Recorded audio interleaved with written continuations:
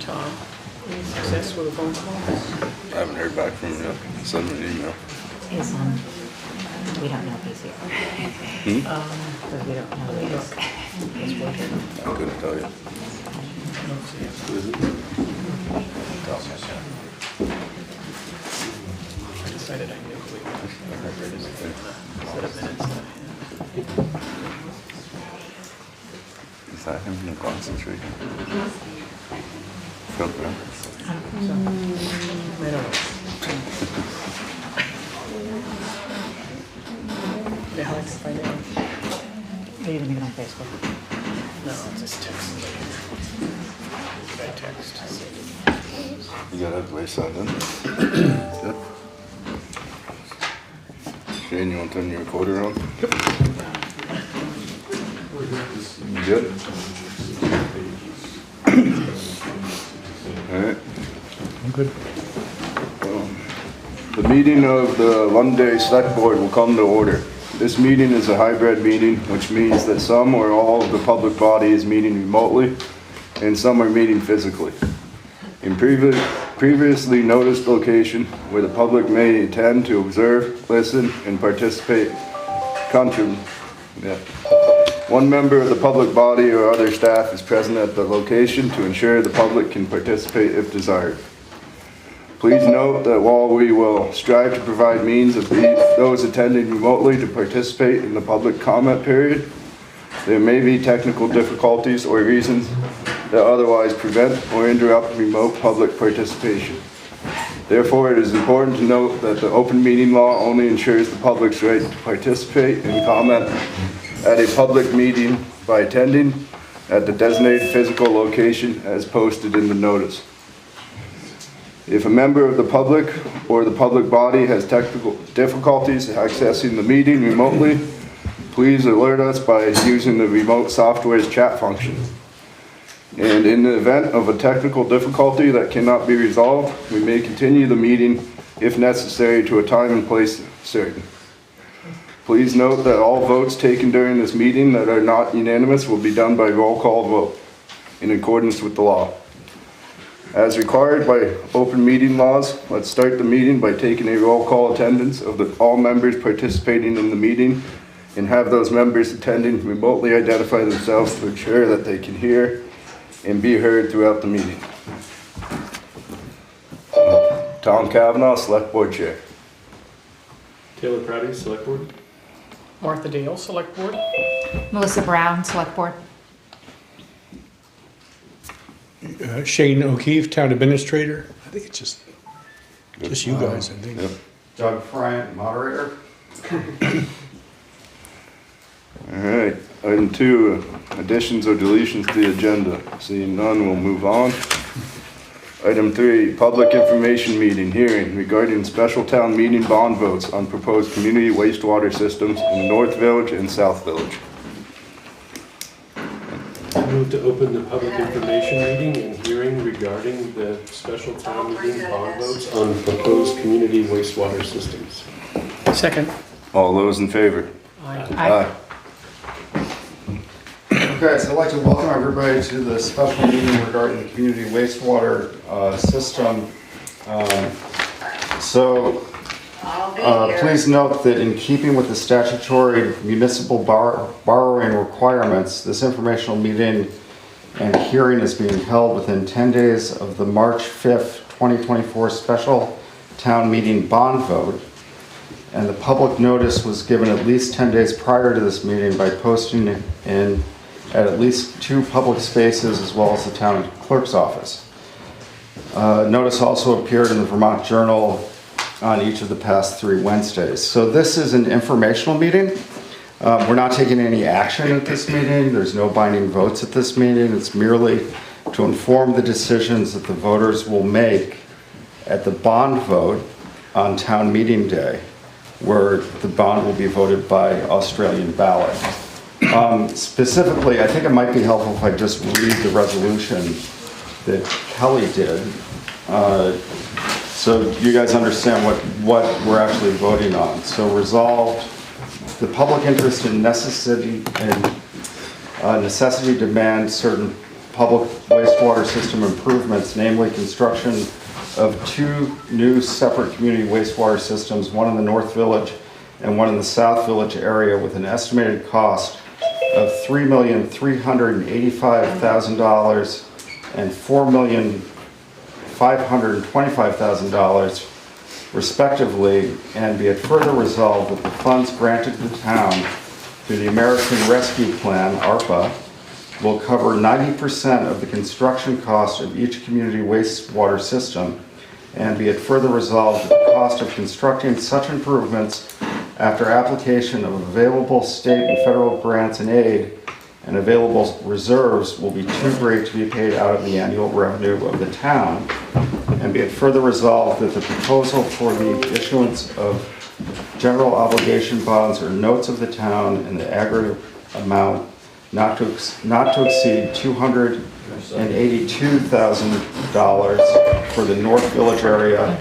and $515,700 for the South Village area, for a total of $797,700 to pay for its local share of the cost of the same, subject to reduction through the receipt of any state or federal grants and aid and other financial assistance, should be submitted to the legal voters of the town at the special meeting thereof, duly held for that purpose on March 5th, 2024.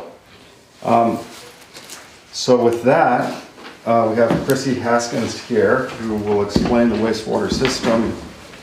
If you guys want to ask questions directly to her, that's fine. If it starts to get a little crazy, I can jump in and help out. So, thanks, Chrissy. Thank you. Good evening, everyone. So we're going to talk tonight about the about what the recommended project is, similar to what we had presented at the 60%, and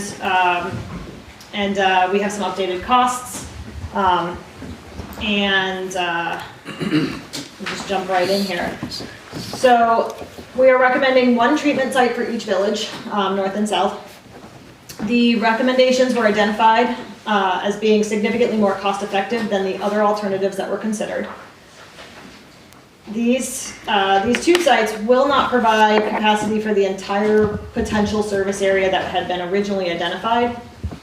However, they will be able to make a positive impact on the priority parcels within each village. In the North Village, many of the parcels there are considered to be priority, but not all will be able to connect to the system. We're recommending that the town look at adding cluster systems to better serve the North Village. In the South Village, there is the potential to serve several homes once the priority parcels are considered, and we also have a phase. Let's see, it says phase 1 here. We have a phase 2 also. So here we have a little summary of each village. You'll see that it has the number of residential units being served. Obviously in both villages, we're not solely serving residential connections. A single family home or apartment on a system like this has the same design flow regardless of number of bedrooms. So it's just an easy way to compare. We talked about this at the 60%, but I just want to run through it again for anybody who missed that. Commercial properties can have varying flows depending on what their particular uses are. So in order to best represent cost per user, cost per residential user, we represent the numbers as how many single family homes or apartments, basically residential units, can connect without any commercial uses. That is solely for the purpose of developing the estimated residential user cost. The actual number of connections for both villages will be different than shown here when the commercial uses are considered. So as I noted, we're showing South Village as a phase 1. We have confirmed the ability to expand the South Village site, which is at the Prouty land. to approximately double the capacity. So we have 6,480 gallons, which is slightly up from what we presented at the 60%. We had to move things around a little bit and we're able to get a little bit higher flow there. So doubling it would get us to 12,900. And based on a cost analysis and considering the funding available right now, we're recommending that the increase in capacity be separated out as a phase 2 project to be constructed when additional funding is available sometime down the road. We would design it all right now. So we would design phase 1, phase 2, and the collection system all as one design project, and then it would be separated for construction. Under the funding, Emily says they can't hear anything.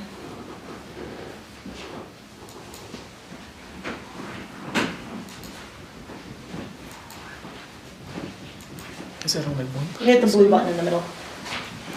Recording in progress. There we go.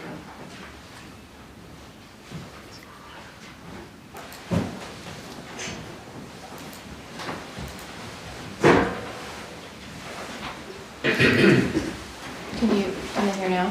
Emily, can you hear now? Yes, we can hear you guys now. Thank you. Thanks, Emily. Should we step back? Yeah, it might be a good idea because we couldn't hear you until now. Let me do it. Did you hear the introduction? Let me do No, it. we actually didn't. We didn't hear anything. Okay, I'm not going to read the whole resolution again, but let me do a brief introduction. So this is an informational meeting to inform the voters on what they will be voting on town meeting day by Australian ballot for the 2 wastewater systems that have been proposed, one for the North Village and one for the South Village. We're not taking any action tonight at this meeting. This is merely for information and discussion of people's ideas. And Chrissy Haskins from Dufresne Group is here to do a presentation on what the wastewater system is actually about. People can direct questions directly to her. If it gets a little crazy, I'll jump in and see if we can organize things back. So turn it over to Chrissy. Thank you again.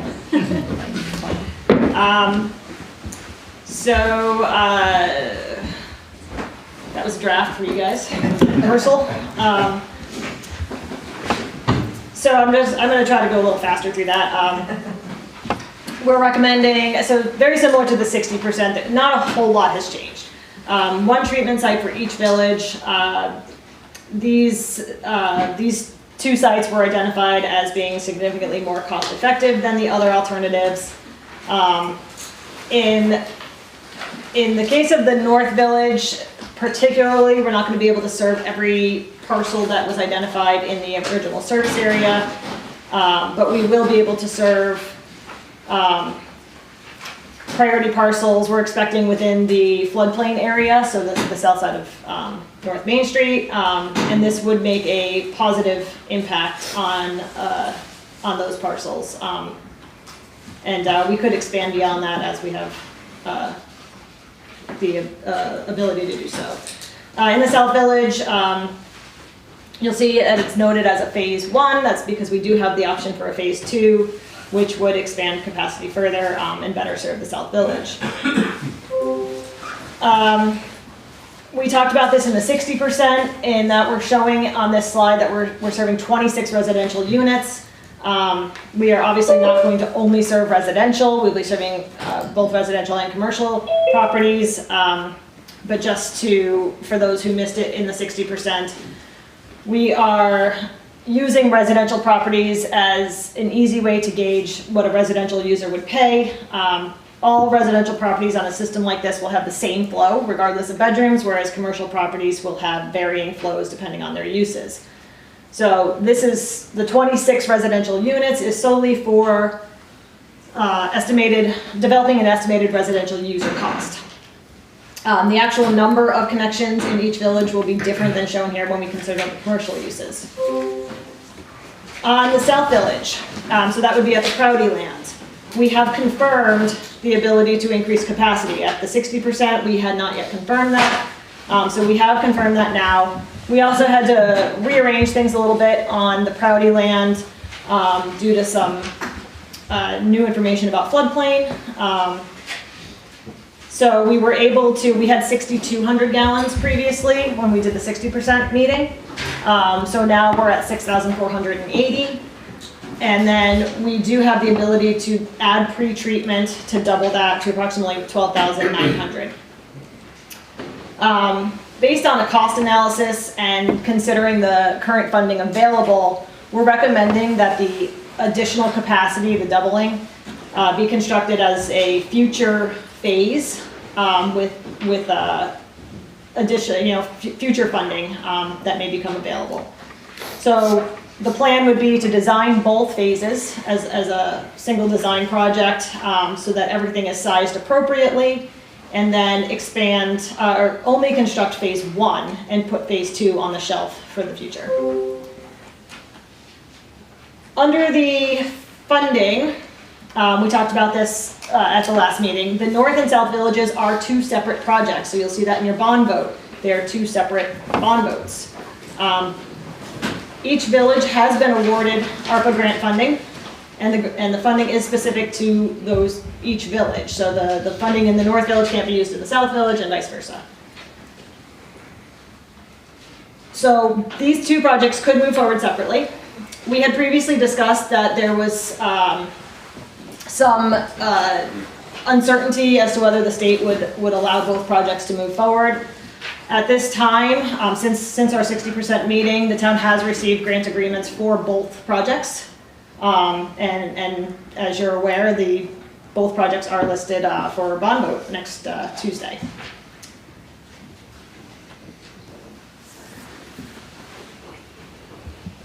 So what does service look like with these systems in each village?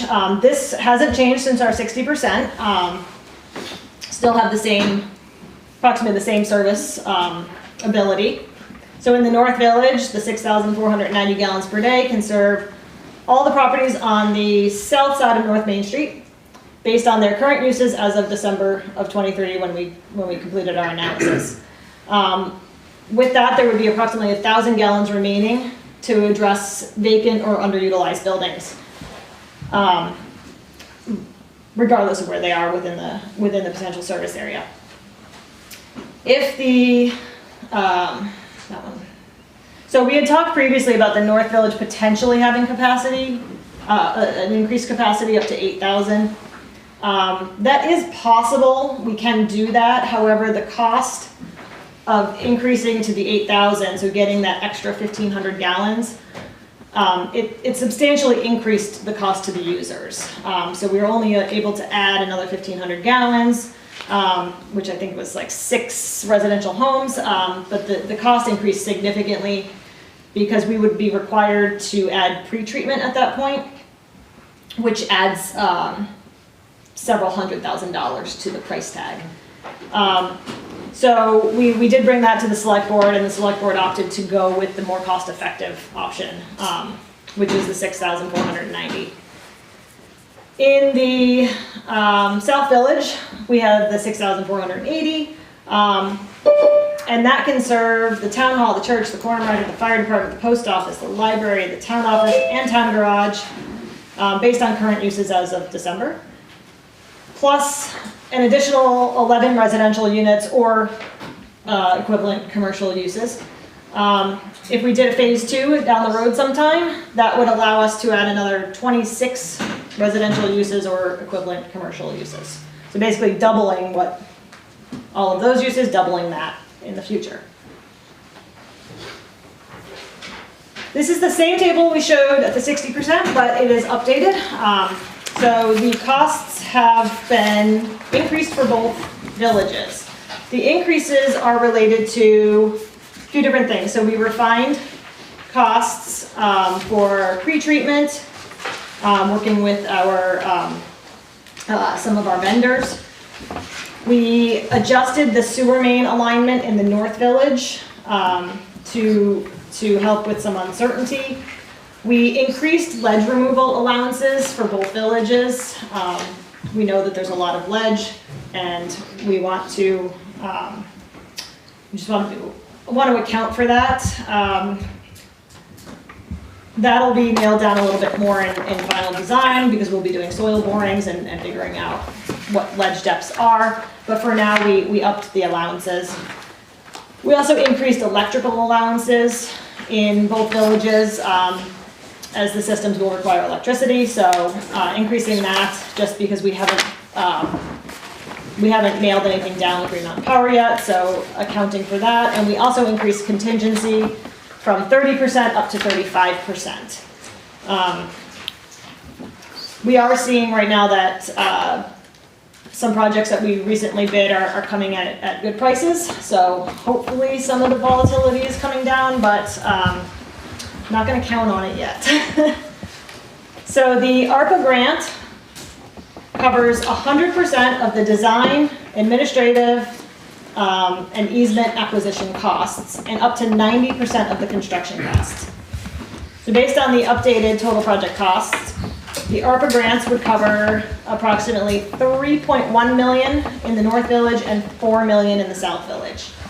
The remaining costs would be local shares, covered by a loan, which we, for the purposes of this analysis, we're assuming to be through the Clean Water State Revolving Fund at a 0% interest for 30 years. So in addition to the cost of the project, which is a one-time cost, we have annual operation and maintenance costs, and that's listed there as annual O&M.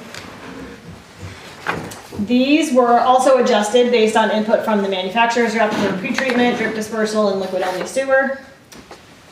So total annual expenses, which would be the local share of that construction and design, that fixed fee cost, or that one-time cost. So the capital cost, so $9,400 for the North Village, $17,000 for the South Village, plus the O&M, the annual O&M, that would be your annual costs. So we're at about $25,000 in the North Village and $33,000 in the South Village. And again, these are still estimates, and like I said, they do include a 35% contingency. So these are the costs that would need to be paid for each year of the system. And we do have the combined cost in the third column over there, so just about $58,000. So this can be paid for using various fee structures. We presented two options in our report, and they're the same two options that we talked about at the 60% meeting. The first option is that the users of the system pay for the entire cost of the system. So if you're connected to it, you pay for it, and if you're not connected, you don't pay for it. In that scenario, so that would be that first line of red numbers there, the top line of red numbers. So for a residential unit, so a single family home or a single apartment, the estimated annual user fee would be approximately $960 if only the North Village was constructed. If only the South Village was constructed, $1,260, and if both were constructed, the combined, the cost of these would all be combined into a single sewer utility and be shared, so it'd be $1,110 per residential user. Now, commercial can be above or below that depending on what the use is. A quick question. The annual expenses, that includes not just the maintenance, but also paying down the bond? Correct. In that first line, in that top red line, that is both paying for the bond and paying for the O&M. So that is, just want to make sure that was clear too. Only the users are paying for the system. So that would be the annual cost if only the users pay for the system. So if you don't connect to it, you don't pay for it in that scenario. In the second fee structure, that would include spreading that one-time capital cost, that bond payment, across the entire grand list of the town. And then the users pay the operation and maintenance of the system. This would be, as we discussed, that bond cost is spread over 30 years. So that's what we're showing here as the annual capital payment. Using the town's current grand list value, a property valued at $200,000 would pay approximately $4 per year for the North Village, $8 per year for the South Village, or $13 per year combined. And I know 4 plus 8 equals 12, but there was some change in there. So I'm just rounding. So that's per year for 30 years. So that would be for the duration of the bond, and then that charge goes away. So by doing that, we reduce the capital payment on the liability of the capital payment on the users, which reduces the user costs. So they're paying that $4 or $8 or $13 plus the annual O&M costs. So that brings the user cost with the tax-based support to $603 for the North Village, $607 for the South Village, and $611 if they're combined. And then just for comparison, if a property owner needed to replace an individual septic system, so at your house or your business, the construction cost would be for a mound system, which is generally what's going to be required in Londonderry. Your cost would be $30,000 to $50,000 for construction, and there would be engineering and permit fees on top of that. So if we assume that an individual septic system has a useful life of somewhere from 20 to 40 years, that replacement cost breaks down to a range of somewhere between $750 to $2,500 per year. So if you take the actual replacement cost of your own system at home and you put a sinking fund aside, and you set money aside every year to replace it, that's what you're going to put aside, is somewhere between $750 and $2,500, depending on your individual situation on your property. So on top of that, you also have maintenance costs at your property, generally for septic tank pumping. That's the typical one. So depending on how frequently you're going to pump your tank, you're looking at probably $100 or more per year, again, if you set money aside every year to do it. And that's not with pumping every year. That's with pumping every few years. So when you look at that, you're looking at somewhere between $850 and maybe $2,600 a year or more. If you need an advanced system, if you're not going to be able to install just a mound system and you need something more advanced than that, it's going to cost even more than that. So with a community system, users never need to worry about paying $50,000 for a replacement system again. In a community system, all the operation, maintenance, and replacement costs are shared amongst the users. So even if you look at this, $1,260, when you're looking at somewhere between, $800, $900 and $2,500, $1,260 is not too bad. I have a quick question. Yeah. You said the life of a typical residential system is between 20 and 40 years. What's the life of the system that we're proposing?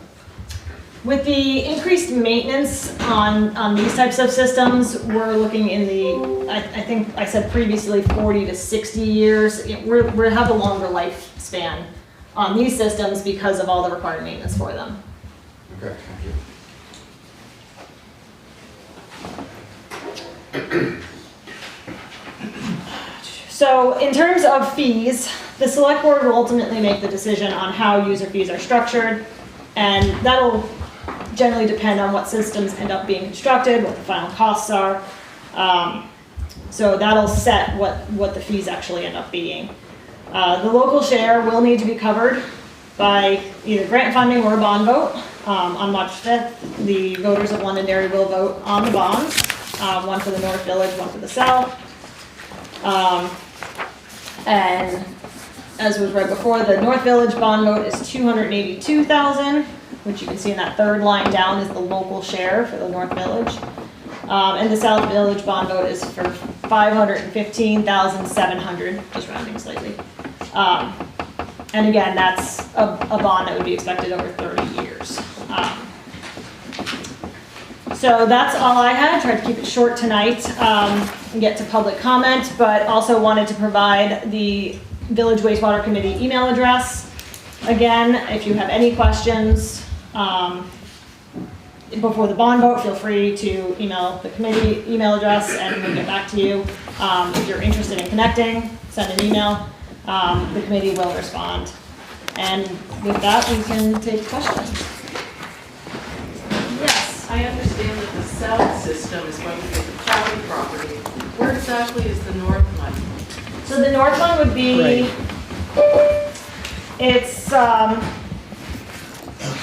if you go up Edge Hill Road to where it ends, and then keep going, and then go down the hill. So basically on the other side of the river, if you go down to like Jake's and then keep going south into that field, and then look across the river, it'll be up on the hill there. Okay, but the houses that you're looking at it being beneficial for are all on the flood side of Route 11? Yes. The The floodplain side, so the south side of North Main Street. So, this whole project is for 26 people in the North Village and 26 in the South? Well, it would be 26 residential users. That number can be different They because, have 26 houses, that's it? yes.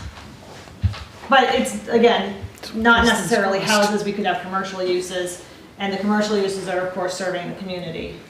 So the population served goes up. You said phase 1 has 11 participants in this scheme, and phase 2, there'll be 26 more, depending on funding. Where's that funding coming from for phase 2? So first of all, phase 1 would be, there's several non-residential properties plus potentially 11 additional residential properties or equivalent commercial uses. Phase 2, we don't have a funding source for right now. That would be a project to put on the shelf for future funding. Right now we have a approximately 90% grant for the wastewater, and phase 1 maxes that out. So if we did phase 2 right now, that would be fully on the town and not affordable to do it that way. Because those federal grants are ending, right, just with phase 1? Well, so the town of Londonderry got the maximum amount allowed under those ARPA grants, the Village Wastewater ARPA grants. So that $4 million is the maximum amount allowed. So for the South Village, if we do the phase 1 project, we're at 39. So we are at 4.5 million. So if we added phase 2 onto that, I don't remember the numbers off the top of my head for what phase 2 is, but phase 2 would be fully on the town. There would be no grant money at all for phase 2, which is why we're recommending to just put it on the shelf for now. And there is more funding coming down the line. I don't know what it's going to look like yet, so I can't tell you what kind of grant money it's going to be, but there is more funding coming. Chrissy, I would just like to make a comment.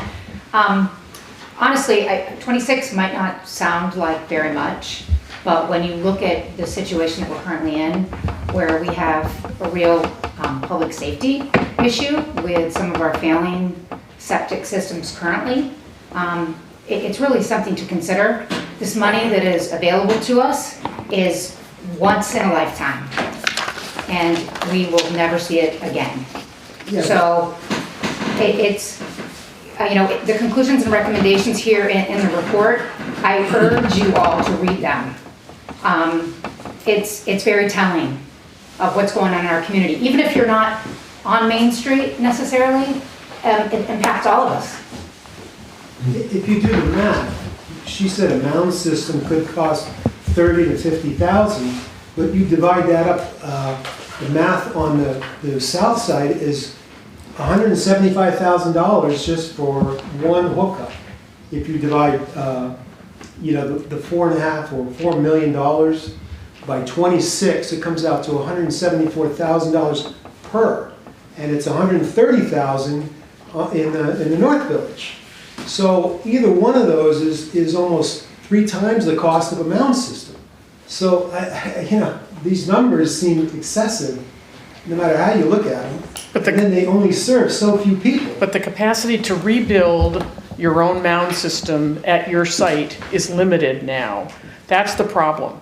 Your ability to redo a wastewater system for your own building could be null and void, given floodplain issues. So this is a way to be forward-thinking for our community about being able to address today and in the future the needs of homeowners who will have to at some point.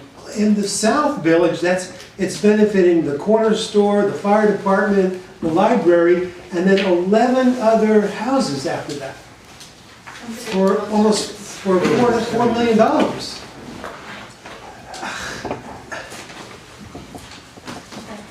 Okay, I'll tell you what, I'll jump How does that in. benefit anybody? Does that sound good? Sure. Okay, yes, sir. Yeah, I just have a comment on that. I understand what you're talking about. There's a lot of properties that are way too small to be able to ever do what Chrissy was talking about, put it in a mound system. The properties that are under an acre, you may not even have the soils to be able to even create that system there. I've seen in this town, anyway, all along the river, several septic systems that have failed. Some were lucky enough to have the room to redo another system because they didn't have any system at all. Some of the systems were on such a small lot that the only alternative that they had to do was almost put a sandbox in their front yard and do a bottomless sand pit.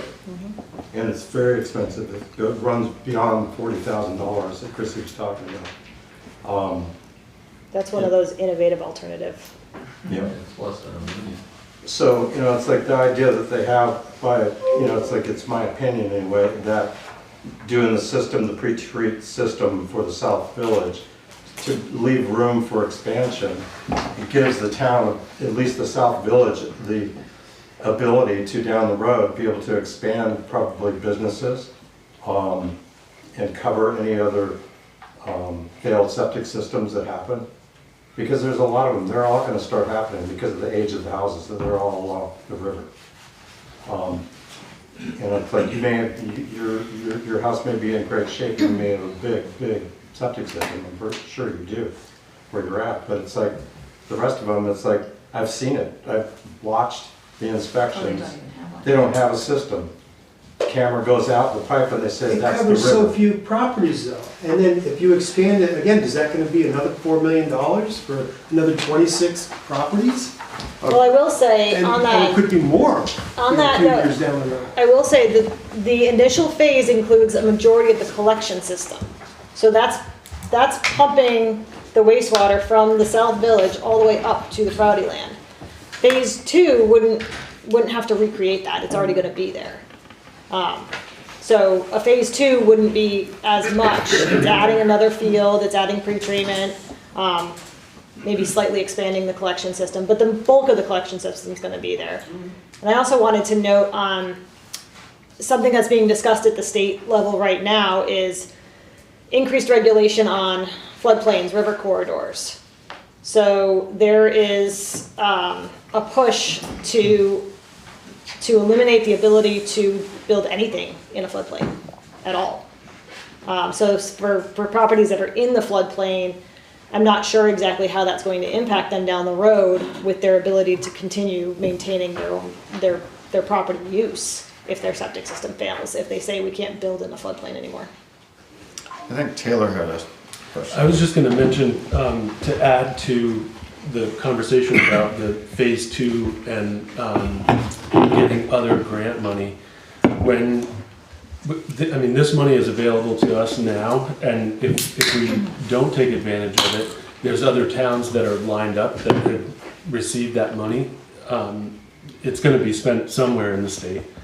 And if we go ahead with this phase 1, you become like a shovel-ready project that when other grants become available, all of a sudden you're like next in line. If you do nothing, there's always going to be other locations that the money can be sent to. That's so. fine, but they're already talking about increasing property taxes by 18% because of the school budget. They put that on the back burner for town meeting day, but they're still pushing for an 18% tax increase for property taxes. Then with this, it's another increase in property taxes. I mean, how much are you gonna tax people? Already properties in Vermont are so expensive, no one can afford. That's why people don't move to Vermont, it's so expensive. And you just keep raising taxes on everybody. That's a whole I think different we subject. have a couple of questions in the back. Yes, sir. Yeah, I'm down north, South Londonderry. There are more people moving to Vermont every year, and there are more people moving to Vermont per capita than any other state in the country right now. And that is very much also in the age of those that are retired, that pay significant tax revenue. And they get double whacked. They pay taxes on their retirement accounts, so they have to pay twice. And they're not going to Nevada and Delaware, they're actually coming here. And the state legislature sees that increase, and they're not going to reduce the taxes because more people move here every year. So just to clarify, that point that the gentleman just made is completely false, based on the census information. One thing I would like people to think about, it's very important to me, as having a business here, and being on the planning commission and caring about things, in the future, a daughter about to graduate from high school, the only way to reduce taxes is to have a healthy grand list in a small village. The village economy requires a growing grand list. The grand list is shrinking, particularly in the commercial sector. If the commercial sector zones are going to grow, businesses need to expand. If businesses need to expand, they need to have wastewater. And if they do expand, we even have a 1% tax on top of that for a lot of those things that they sell. So the only way for us to reduce taxes in some way is to invest in infrastructure and have wastewater so we can expand our commercial economic impact and growth through growing a grand list and increasing sales of products in our town, which benefits our community greatly. And I think most of us shop and enjoy those and know people or own them. We raced to help people after the floods, to help them deal with the water after they were flooded. Why wouldn't we race to prevent wastewater flooding now? And this corner, Chris Matt. What is the timeline as to when people could start hooking up to this? Because your numbers, when you gave the two different ways of dividing this up, the bond is going to be paid. We have to jump on and start paying that. So that's all of us. So I don't even see how a second plan where it's just the people hooking up could be responsible for that. So the bond is actually, do you want to? You can go for it. You go. So the bond is actually, so the way the funding works is it's a reimbursement program. So throughout design is 100% grant basically. And then throughout construction, what happens is as the town incurs costs, the town pays the contractor, pays the engineer, and gets reimbursed from the state for that, basically through the bond bank. And at the end of the project, once construction is all over, and it usually is a year after construction is completed, so we can finish an 11-month inspection. That's when the loan actually gets, it's called being closed out, but that's when the loan actually starts.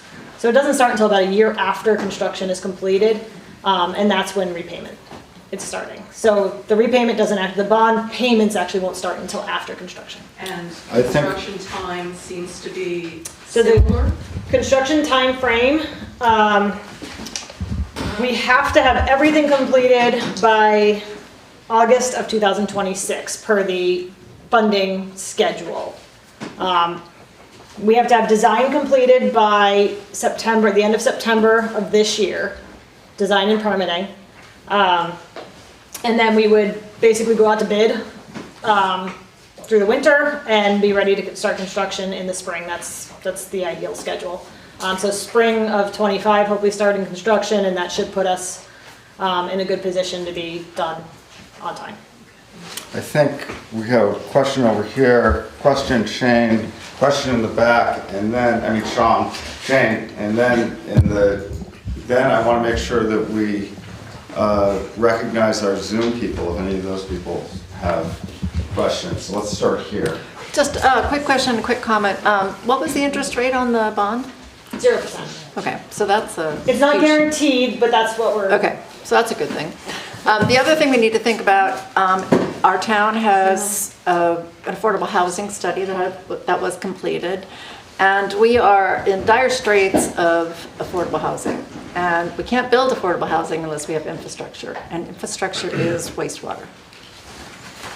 I just wanted to clarify for this gentleman that there is not necessarily a tax impact of this project. It's only if there's a decision to apply some of the costs to the grand list.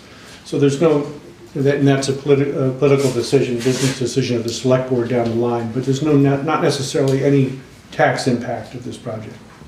The users would pay an ongoing user fee, for sure.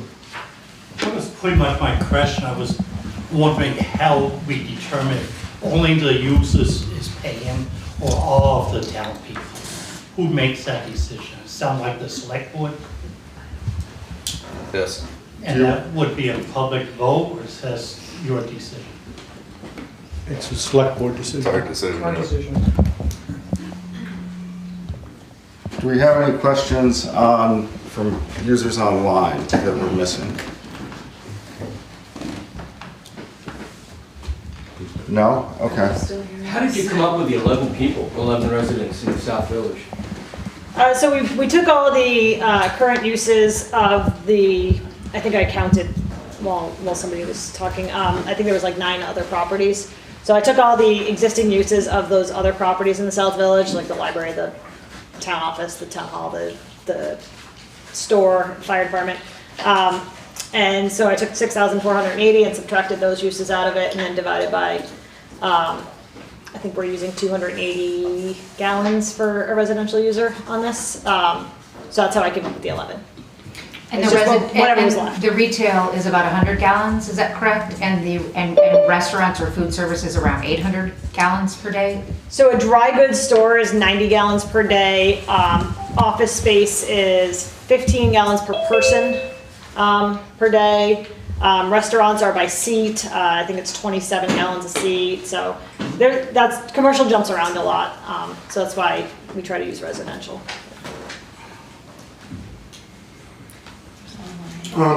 It's my understanding that because all these properties have both wastewater and a water supply as well.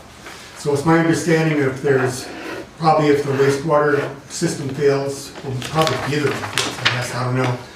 Or if there's a change of use, we've been grandfathered up to now to allow it, but there's new rules that would not allow it. Not tonight. Isn't that true that you kind of need this wastewater system if you want to keep water? It's almost better to wait till So the your bond. grandfather, as of whatever the use was in your property as of 2007, that's what's grandfathered. So let's say you have a house, it was a house in 2007, it's still a house today, 3-bedroom house, and you want to, your septic system fails, and you need to replace it. The state, and you don't have a replacement area on your property, so you cannot fully meet the regulations on your property. So the state will allow you to do what's called a best fit solution. So you may not be fully meeting the regulations, but you get to maintain the existing use of your property. Now, if you want to add a bedroom, you can't do that. If you can't fully meet the regulations, you cannot increase your capacity on your property. You can only maintain what was previously there. No increases.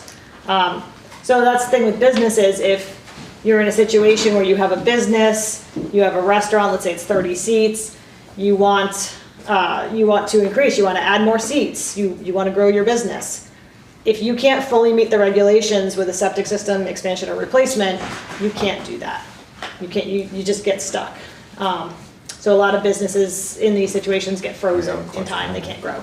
Raise his hand, so we might want to, it's not the chat, you might want to actually answer the question. We might Larry has a question. Go ahead.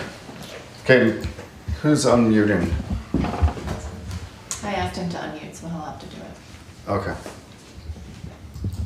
Hi, everyone. I've got a terrible cold, so if you can't understand me, please let me know. I was just going to add what Bruce added, which is it's not just replacement of your system, but separation of your water supply and your replacement system.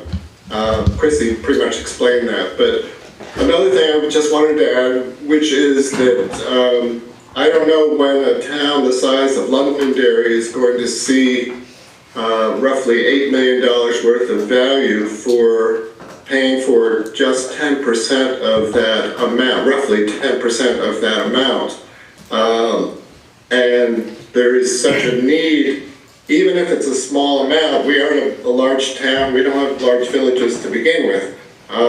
But this original study was based in the villages because there's a more compact settlement pattern, which is part of the state planning mission, which is to have compact villages with open spaces between. But because we're a small state, because we find it really hard in these small villages to find the funding, I think we'll never see this kind of opportunity again. And I think it's very important that we think really hard about this.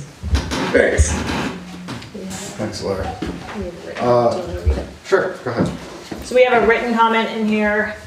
Hi, I'm not closely involved, but have the impression that there are currently several plans for Londonderry in process for the Williams Dam, the town moving higher out of the floodplain, and for this wastewater system. Are these connected or dependent on each other in any significant way, or can they be considered separately?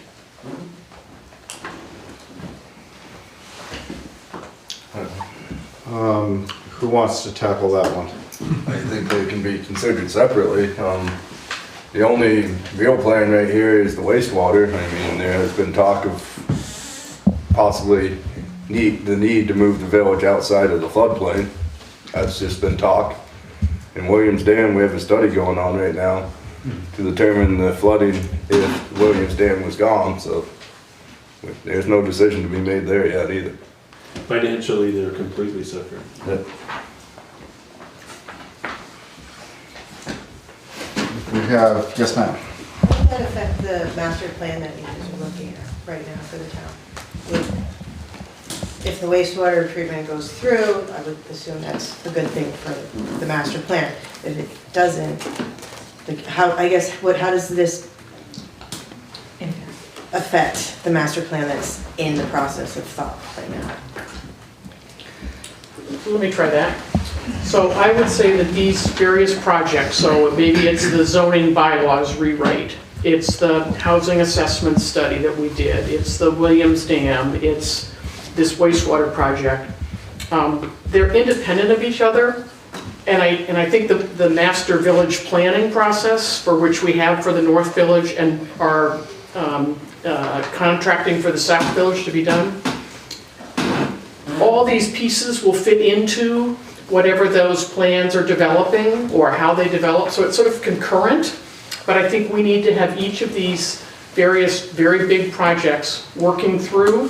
They're complementary, there's synergy between them, and ultimately they will benefit whatever we decide or whatever the Planning Commission recommends for the North Village Master Plan, the South Village Master Plan. So yeah, they're independent, funding stream, committees that are overseeing them, but ultimately they build for our community a much more vibrant and capable community for future development, I guess.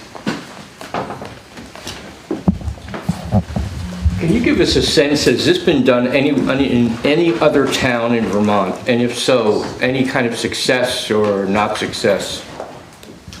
So there are other towns that this has been done in. So I would say Emily might actually be able to, if she wants to speak about that. So Emily is a representative from the state, and she's working with us on this, and she also works with several other towns. Yep, thank you guys. Yeah, so Warren actually did this 20 years ago, and they have a community wastewater system, Rochester as well, and currently Montgomery Center is getting ready to permit their system, along with 2 other, Wolcott and What was the last one? Highgate maybe? Yeah. Did she say Warren and Wolcott? Started with Warren. Yep. 20 years ago. How many are in the lineup for waiting for funds like this? There are several projects. Let's see here, I'm gonna tell you in a second. So the village wastewater, the ARPA funding right now has, so money has been awarded to a bunch of towns. I can tell you who they are, but money's been awarded, and as long as these towns continue to move forward and meet all the required deadlines, then they'll get to keep their money. If they don't meet their deadlines, the state will be taking their money away and giving it to the waiting list. So, so the town of Montgomery, obviously Londonderry, Westford, Greensboro, Wolcott, Grafton, Burke, Highgate, South Hero, Moortown, and Killington. Although Killington's a drinking water system. And then we have 1, 2, 3, 4, 5, 6, 7, 8 on the waiting list right now. So the waiting list is the towns that are looking to take the money from the towns that have it right now. So pretty much any missed deadline will result in the money being bypassed to another project. And the bond vote is one of our deadlines. How many other towns received 2 besides us? One other. I don't think anyone received as much as we did. No, the other town did not receive as much. Go ahead. You've mentioned the possibility of the state passing this law, Senate number 213. If that passes before this is completed, what impact would that have on what we're doing? Which law are you talking about? I couldn't hear you. The one you're talking about not developing in river corridors. Oh, So okay. if that were to pass in the next year, I'm just worried about if we're in the middle of this, would that then stop it, or would you be considered grandfathered because you started ahead of time, or what's the case? So that, I don't believe there's an actual bill introduced yet on that. It's something that they are talking about, I believe, and I don't know if Emily, raise your hand if you have more information on that, but. Yeah, it's been talked about. I don't know where it's going, but I do know that trying to get everything out of the floodplain is probably going to be the ultimate goal, let's say. I just don't know when it's going to come down the pipeline, but there is talk of that. On that point, the only thing that would be in the floodplain is the collection portion of the system anyway. Correct. The fields themselves will be outside. That is correct. And are required. The fields will be outside, and I imagine that if they do move forward with some sort of regulation, increased regulation on floodplains and river corridors, there are certain areas where it's just not possible to move roads and things like piping outside of those. So we'll have to see how it works out, but usually things like piping tend to get exemptions. But the fields will be outside of the floodplain, the 500-year floodplain as well. You know, there was numbers thrown out like 16 units. Has these been approved by those people owning the 16 units? Have they been approached, or how did you determine that?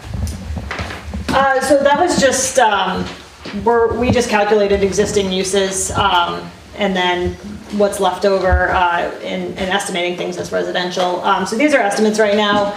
We are at our January 60% meeting. We did ask for people to start contacting the committee if they're interested in connecting, and we do have, I think, over a half a dozen requests already to connect. And following the bond vote, if it's a positive bond vote, the committee will significantly increase that effort in direct outreach to people within the service areas, and getting information out about connecting. Yes, go ahead. Will the cost change if not all people who are allowed to sign up do sign up? You have a choice, right, to sign, to do it or not. If those people don't sign up, does that change the cost for everybody else? So at this point, we have a service area identified, that for each village, we have a service area identified, that is kind of our priority area. If there's folks in that area that don't want to connect and we have excess capacity, we're offering it to people outside of that, in areas where they're, in close proximity to the collection system, so that we're not, significantly increasing cost to connect them.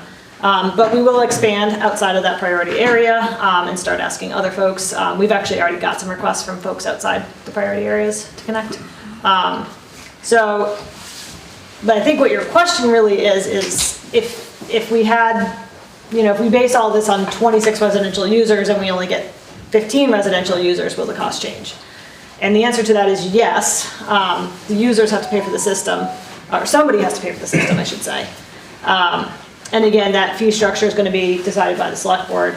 But yes, somebody has to pay for these, for the construction and then for the operation and maintenance of the system. So if we don't fully utilize the capacity in the system, then it still needs to be paid for anyway. I think one thing to really think about is in the North Village, that's our center of commerce.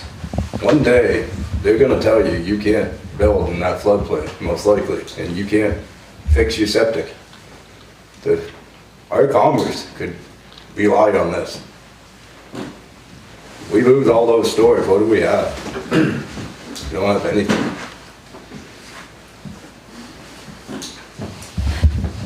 I mean, realistically, who would want to have a store on Main Street when it's a river periodically?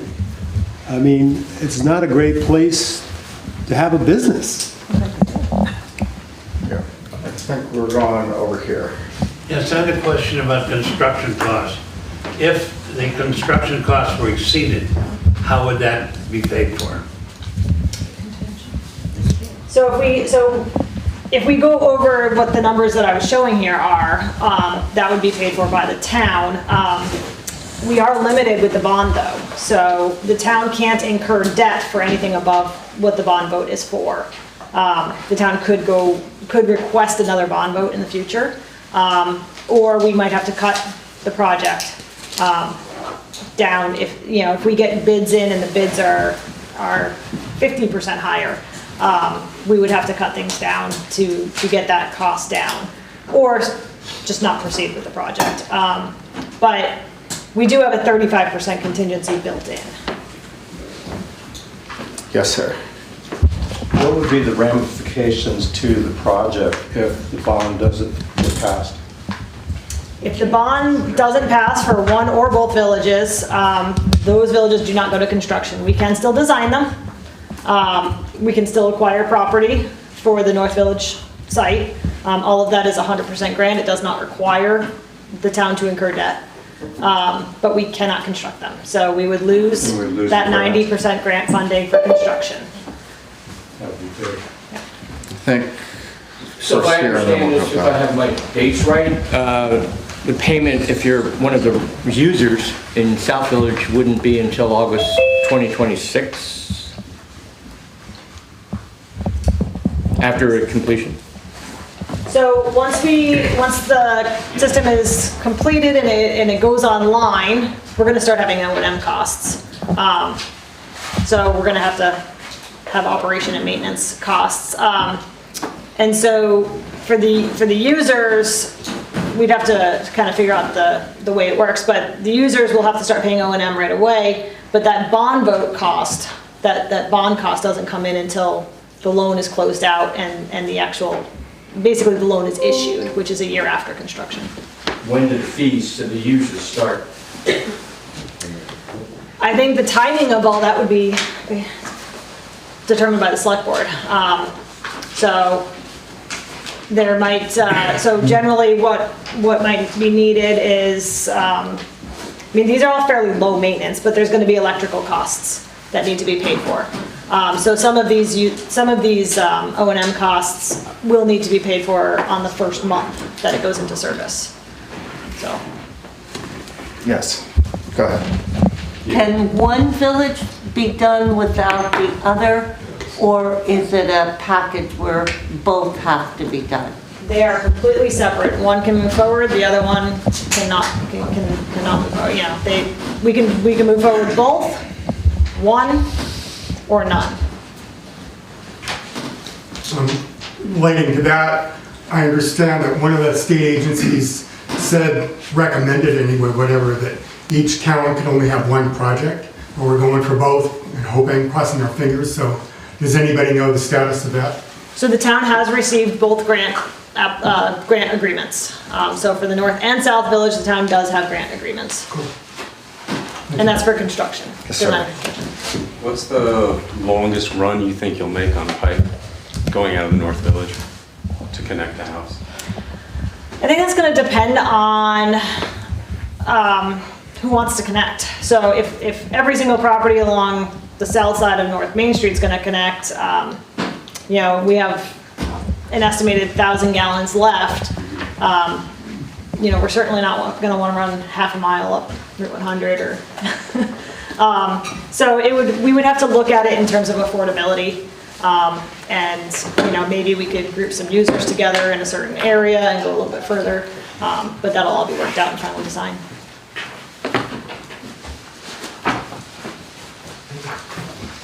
Yes, sir. Would it be fair to assume that in the South Village, the phase 1, phase 2, I'm looking at this little map here that shows,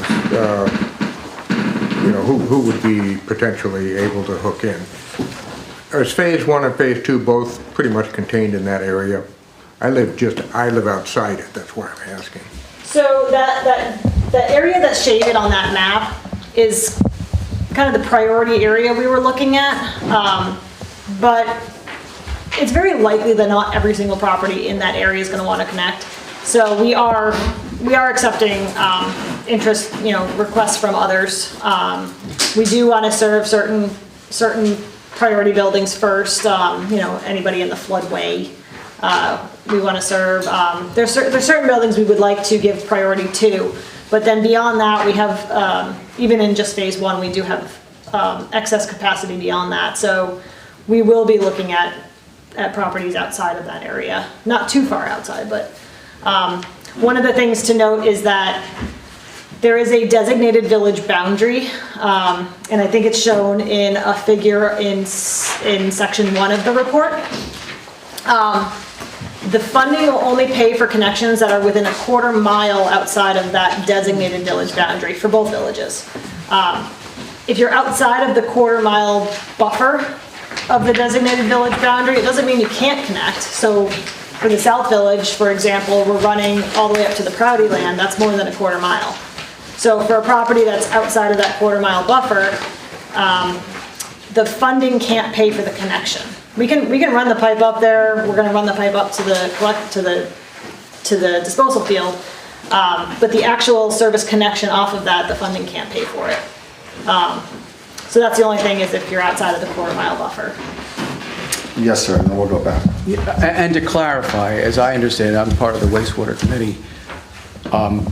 Chrissy, you have said that those connections to priority properties and to any property that considers connecting now, let's just say, they would be offered the ability to be connected to the system with the state funding or the ARPA funding. That is the way we did all the cost estimates that way. Now that's something that the town can make a decision on. Does the town want to pay for the service line to each building or not? So if the town pays for the service line under the funding, the town owns and maintains the service line, and the property owner must give an easement for that line. That's the way the funding works. Anything the funding pays for, the town has to own and maintain. and we need easements to do that. So the town could choose to not provide the cost, pay for the cost of that service line connection.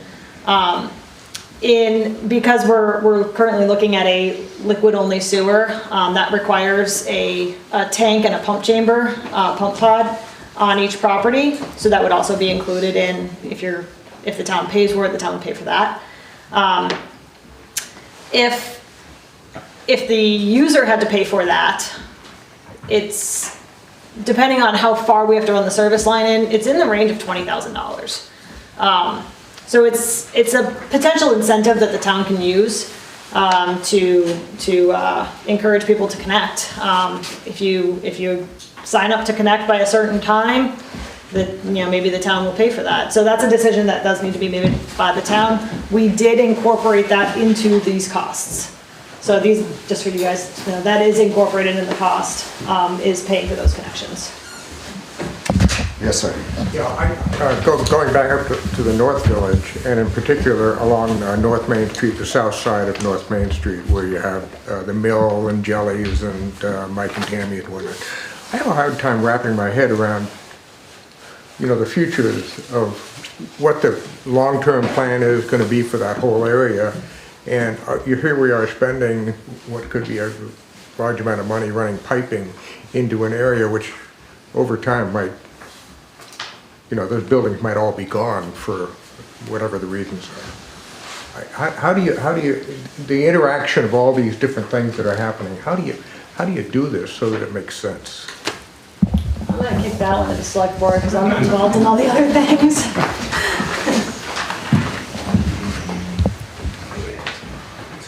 I think that it goes, we currently have the Williams Dam study that the missing piece for all of us was what would the town look like without the dam?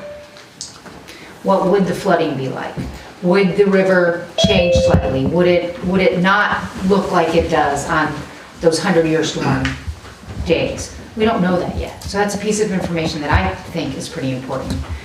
It's hard, it would be hard for me, Mr. Wells, to say to those businesses that are currently there that we've given up on.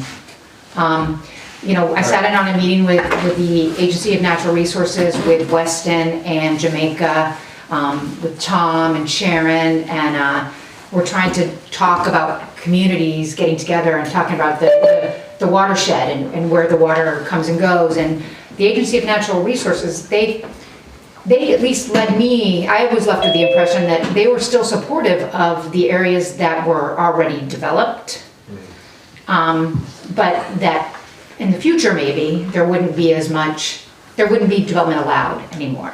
So these places that we still have, that we hold so dear to us, that we help after the floods, that we help Bev carry things out of her store, I feel like it's worth a shot. Right, and Beverly and Mike and Tammy and to another extent, Brown, I guess. Platts. They have spent their lives serving the community. Yes. I think just ripping their buildings, ripping their businesses out of their hands is horrible.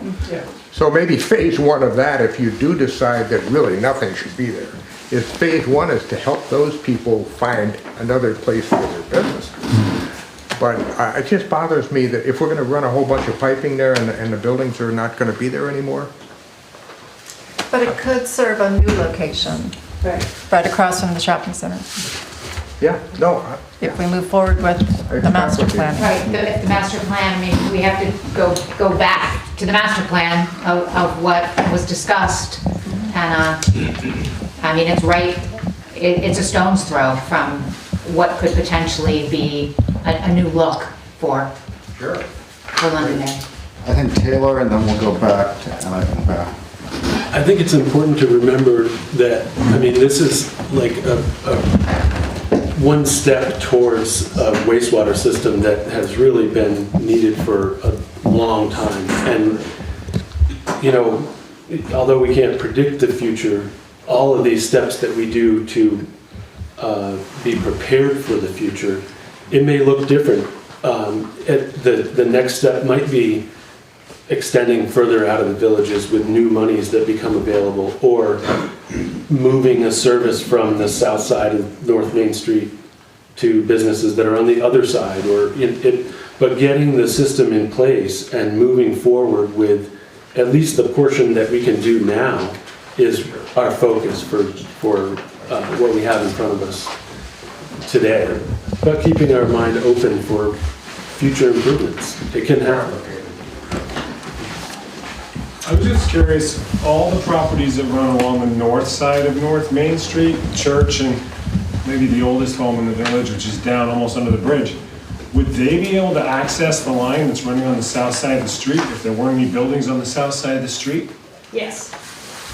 Yeah, we can, it is a state road, so they don't like us open cutting it, but we can drill under it. So in the case that there were no users on the south side in 2037, all the users on the right side would now be having the river in their front yard and be grateful to have wastewater. Correct. Could they also hook in if you don't get enough subscribers? Yes, absolutely. They wouldn't have to wait.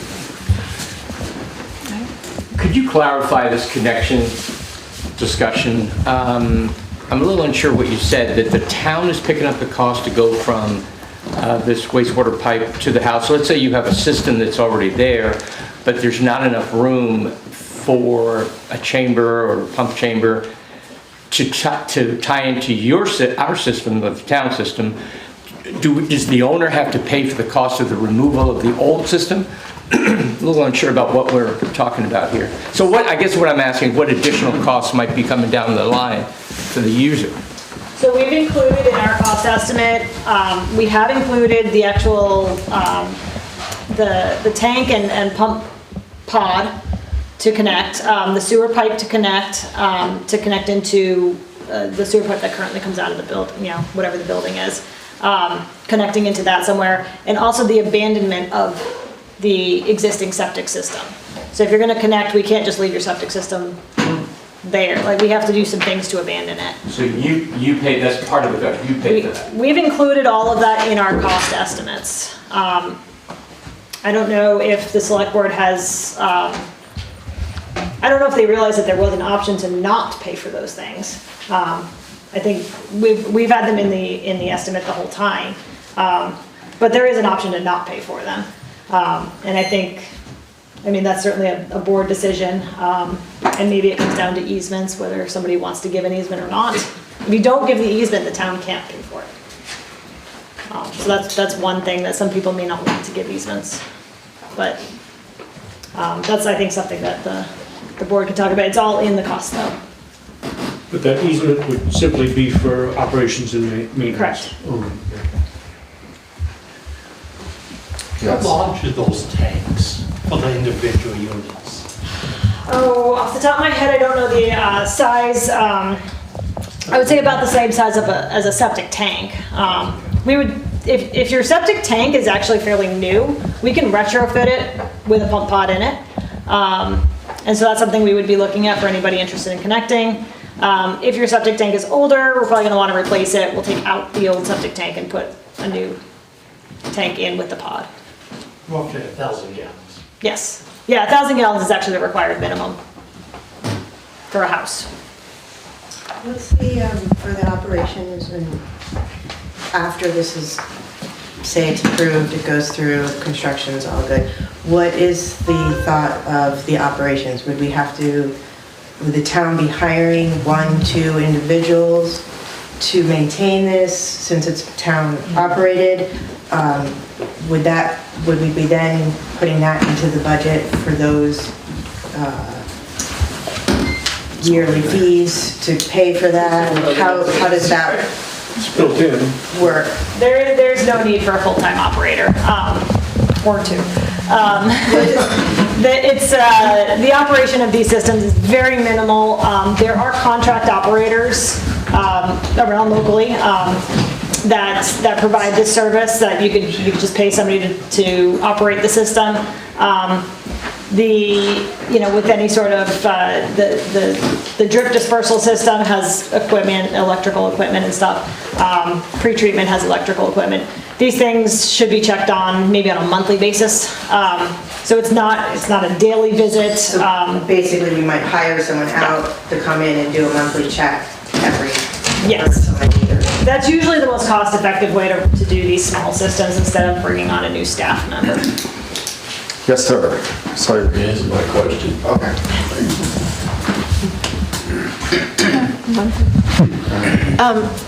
I would just like to commend our town government, our planning commission, the wastewater committee, everyone who's been working for years trying to look toward the future and build the things we need to have for our future. It's just hours upon hours of work. It's all volunteer. So kudos to our town government for looking forward and trying to do something.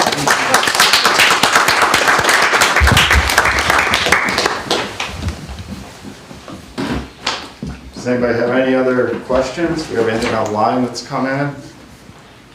Just like to add that at town meeting, we won't be discussing this because it's not on the morning, so if you have any other questions, please be here now. Is it fair to say that if either of these do not pass, the properties that it would serve could potentially in the future not be used, our town would disappear, and basically we have no community center? Probably the worst case, but yeah. Possibility. I mean, I know it's not good, it's there. And I'd like to add something to that, and that is that, you know, we talked about the town centers and the viability of those centers and the future of those town centers, and the commercial value of those centers in contributing to the tax base of this town. If we let them go, that tax burden doesn't go away. It goes to everybody else. So we're looking at an investment in our future. That's the way I see it. As a person who does not have a vested interest in seeing this go forward, but as a person who recognizes that this is an essential project for the future of this community. So that's my thought on it. All right. Just to echo the thoughts that Cynthia had too about the fact that this really is sort of the culmination of a lot of years and a lot of effort that it's hard to say when it could happen again. So I think that's why it's really important to consider, just because of the amount of effort that goes into it. The opportunity only comes once in a while, and you just never know. So I think the reward would be all that effort being paid for the way that we're being offered now. So. I think we'll go to Martha and then Steve. So I would encourage people to talk about this with your neighbors. Encourage them to come and cast a vote for this. I don't care which way they go, but I want their decision to be based on fact. And the facts are in these documents that have been distributed. So please talk about it with folks so that we get a good turnout and a good sense as to whether the town believes that this is the right thing for us to do. I hear where you're going. My concern is you've got 20, 30 people here that may be understanding the value of it, but come March 5th, bond vote, right? How do you get the other however many hundred people that have not been to this meeting and have not heard the experts just be scared to heck like crap that, wow, what's good? I'm gonna have to pay for somebody, the 11 people that are getting this great deal. Why should I? That's gonna be the sense that I think I might have. It's like, why am I paying for somebody else to have a great system and I'm not part of it? Do you understand what I'm saying? It seems like it's an uphill battle if they don't take the time to, so I guess what I'm asking the select board, what are you gonna do? How do you get that word out there, other than having obviously this meeting? I think that's been a challenge with everything that any town government takes on is participation. People have to listen and get involved, and, you know, if you don't get involved, it's hard to be accounted for. Because it's going to be the fear of that extra money, right? How Well, much that's more do I why have to pay? directing people, for example, to the town website where this document resides, and encouraging people to take the time, even if they go to the executive summary or the summary at the end, just get them to the information that says truly what this means for our town. If I, Go ahead, Melissa. I mean, I can tell you, Mr. Swinburne, I've got people avoiding me in the grocery store because I want to talk about it, and I want to talk to them, and I want them to ask me questions, and I want them to be informed, because that is going to make the difference in voting correctly for yourself. If you're informed, you will then feel comfortable with your vote, and that's all we can ask. So, talk to everyone, grassroots. Don't avoid me. So I think Bruce, Shane, and then Larry's online, and he can go. Well, if I can toot my own horn for a minute, this yeah. will be, Oh, the GNet. recording of this will be on GNet by Monday, if not by tomorrow. And it's streaming live. More and more people are figuring that out and having their own high-speed internet. And the last time I saw, there was something like 92 people watching, so it's more than just. That's pretty good. That's good. And we can probably get this recording up on the website. yeah, no reason That'd be why we great, couldn't. yeah. I was just gonna mention, you had said, what's the cost? I mean, if both projects go through, it's $13 per year to the taxpayer for a $200,000 home. That was how it was proposed before. And it's kind of, the way I look at it is sort of a social contract. I mean, you as a property owner, you may not have someone in the school, but you're paying the school taxes.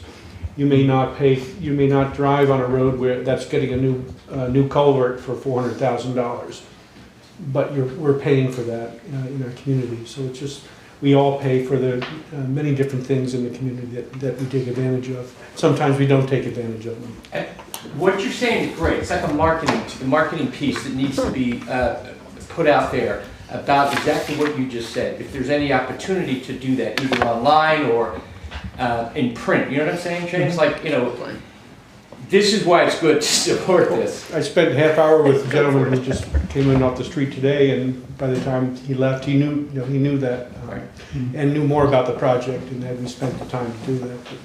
And the email address was up earlier for the committee, and Sharon's around, other members of the committee are around. I'm around, select board members are available as well. So there's a lot of people that are resources for this project.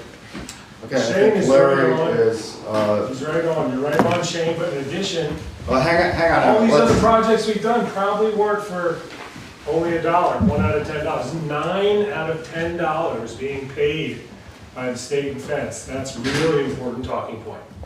Really important. We're paying 1 out of $10.